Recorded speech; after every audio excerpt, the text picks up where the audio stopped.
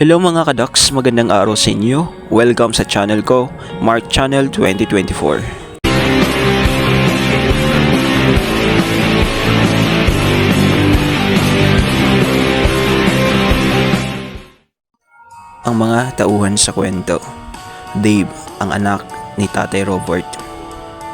Tatay Robert, ang stepdad.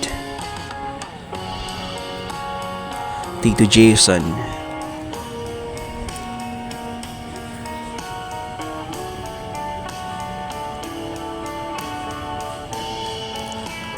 ang asawa ni Tito Jason na si Tita Claire,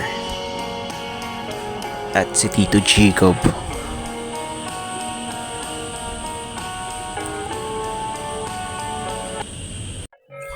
Hello mga kadaks, magandang araw sa inyo. Welcome sa channel ko, Mark Channel 2024, kung saan pagagandahin ko ang araw mo.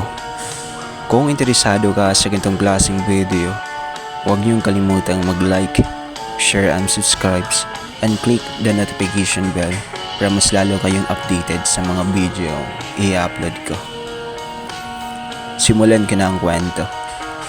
Ang kwentong ibabahagi ko sa inyo ay ang kwento ni Dave noong high school pa siya.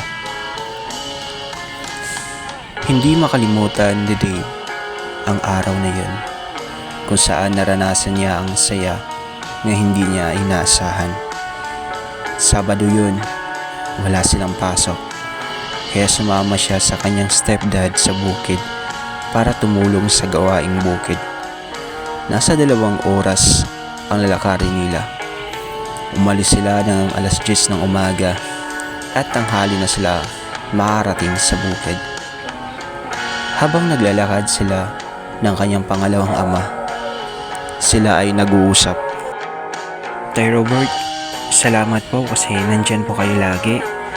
Kayo po ang sumalo sa obligasyon ng aking ama kahit hindi niyo po ako tunay na anak, ang sabi ni Dave. Walang problema yun, Dave.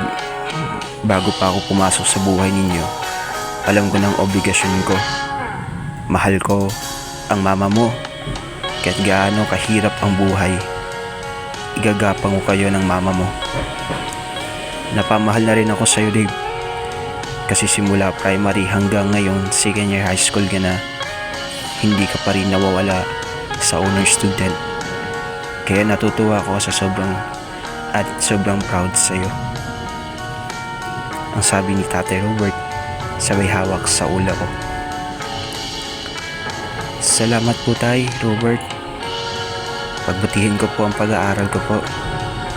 I love you po Tay Robert. Bigla akong niyakap si Tatay Robert sa likod at bigla itong napahinto sa paglalakad. Buong buhay ko ay hindi ko pa niyakap si Tatay Robert. Nahiya kasi ako. Pero yung araw na yun, hindi ko alam kung bakit nagawa ko yun. Napagtanto ko na lang pagkatapos kong yumakap kay Tatay Robert nga nakakahiya pala yung ginawa ko. Pero tapos na, nangyari na, pero never ko namang pinagsisiyan. Napahinto na lang ako sa yakap nang biglang hinawakan ni Tatay Robert ang ulo ko. Mahal din kita, Dave. Nandito lang lagi ako. Basta mag-aral ka ng mabuti at huwag haluan ng kalokohan, ang sabi ni Tatay Robert. Marami pa kaming pinag-usapan ni Tatay Robert. Ito'y tungkol sa Tatay Manuel ko na iniwan kami ni Mama at naganap ng iba at bumuo ng bagong pamilya. Sa totoo lang, kay Tatay Robert ko naranasan ang pagmamahal ng isang ama.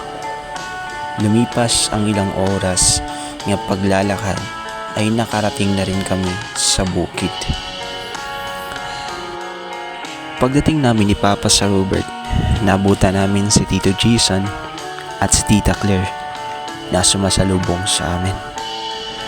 Kumusta Uncle Robert? Ang sabi ni Tito Jason.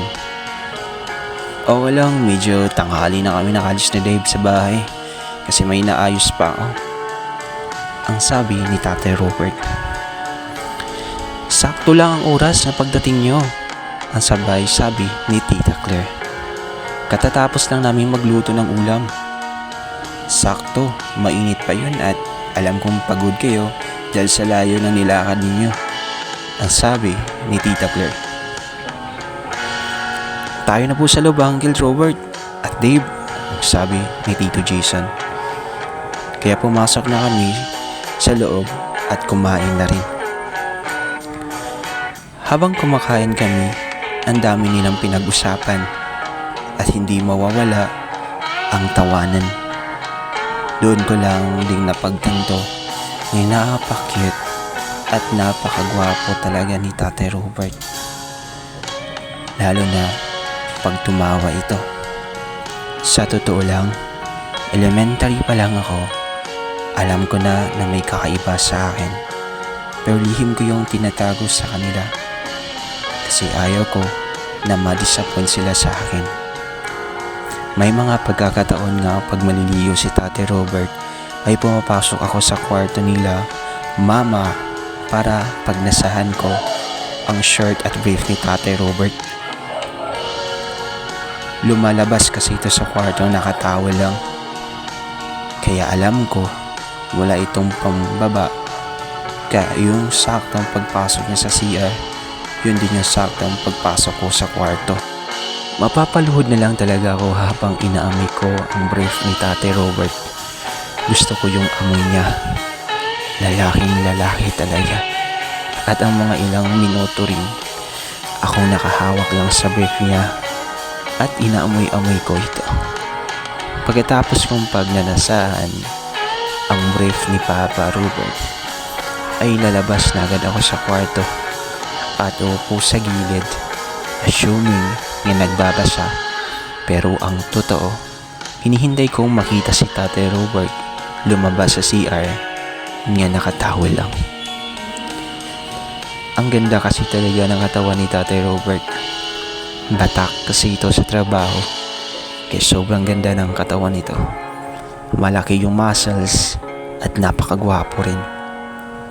Hindi ka lang mapapatulala sa kanya, mapapahanga ka rin sa laki ng umbok. Minsan kasi naka-boxer lang ito, kaya makikita ko talaga ang malaking hulma niya. Start grade 5 at hanggang ngayong second year high school na ako, ay hindi pa rin ako huminto sa ginagawa kong pagpapatensya kay Tate Robert. 4 years na akong nagtatago sa lihim ko. Hindi ko alam kung ano ang maging reaction ni Tate Robert kapag malaman niya na bakla ako. Hindi ko na malayan nga napatulala na pala ako sa lamesa habang iniisip ang nakaraan. Isang kamay ang dumampi sa braso ko, ang nagpagising sa pagkatulala ko. Si Tito Jason pala ang humawak sa akin. "Oh Dave, kanina ko pa napansin na tulala ka," ang sabi ni Tito Jason. Napatingin si Papa Robert at Tita Claire sa akin nang biglang nagsalita si Tate Robert. "Okay ka lang ba, Dave?" ang sabi ni Tate Robert. "Okay lang pa ako, Tate Robert. Medyo napagod lang," ang pagsisinungaling ko. Tumingin ako kay Tate Robert at ngumiti lang ito sa akin. Iba talaga ang anindog ni Tate Robert, ang sabi ko sa sarili ko. Bigla akong napatingin sa gilid dahil may nakita akong nagbigay ng pansin sa akin. Si Tito Jason pala, dahil nahubad siya ng damit at ang ganda rin ng katawan nito. Wala akong masabi sa side ng Tate Robert ko. May maipagmamalaki talaga pagdating sa katawan, itsura at ang nakatagong ahas nito. Biglang nagsalita si Tito Jason. "Dave, baka gusto mo sumama. Magpapaligo lang ako ng kalabos sa ilog para matanggal ang pagod mo. Doon kasi magandang tanawin doon," ang sabi ni Tito Jason. Tumingin ako kay Tate Robert at bigla itong nagsalita. "Mas mabuti, Dave, nga sumama ka kay Tito Jason mo kasi maganda doon," ang sabi ni Tate Robert. Sige po tayo Robert, sasama pa ako kay Tito Jason. Kaya tumayo na ako sa aking upuan at nagtungo sa labas. Mga ilang minuto lumabas na rin si Tate Robert para magsimula na rin sa trabaho sa bukid. Mag-ingat ka doon Dave, ang sabi ni Tate Robert. Salamat po tay at kayo rin po. At umalis na si Tate Robert. Naghintay lang ako sa labas kasi kinuha pa ni Tito Jason ang kalabaw niya. Mga ilang minuto ay dumating na si Tito Jason sakay ng kalabaw niya. Dave, halika, sumakay ka sa likod ko. Kaya sumakay na ako sa likod ni Tito Jason. Humawa ka ng maayos, baka mahulog ka kasi mahirap ang daan at mabangin, ang sabi ni Tito Jason. Kaya humawak ako ng mahigpit at ramdam ko ang init ng katawan nito at ang matigas ng malabundok ng abs nito. Nakapikit ako habang dahan-dahang hinihimas ang katawan niya. Mas lalo akong nanginginig sa napakalalaking amoy nito.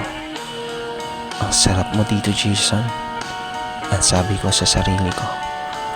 Mga ilang minuto rin akong nakayakap at nagnanasa ng tahimik sa katawan ni Tito Jason. Dave, nandito na tayo, ang sabi ni Tito Jason. Kaya bumaba na ako. Napakaganda talaga. Tahimik at mga naglalaki ang mga bato lang makikita ko at ang maliit nga falls. Nakaka-relax ng tingnan. Pero mas nagulat ako sa nakita ko nang bumaba si Tito Jason.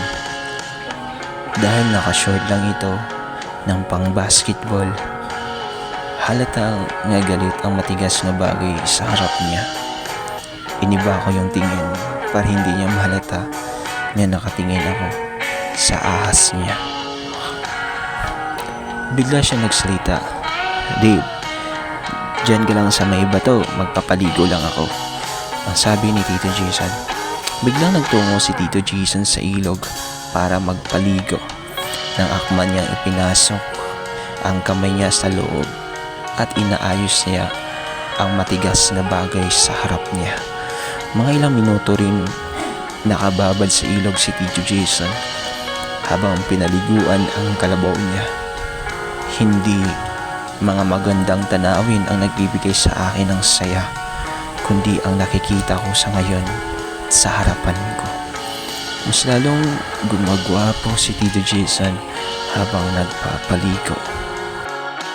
Nang matapos na si Kuya Jason magpaligo ay tinawag niya ako.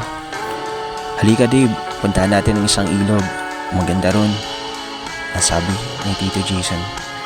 Kaya dali-daligad akong bumaba at sumakay agad ako sa kanya.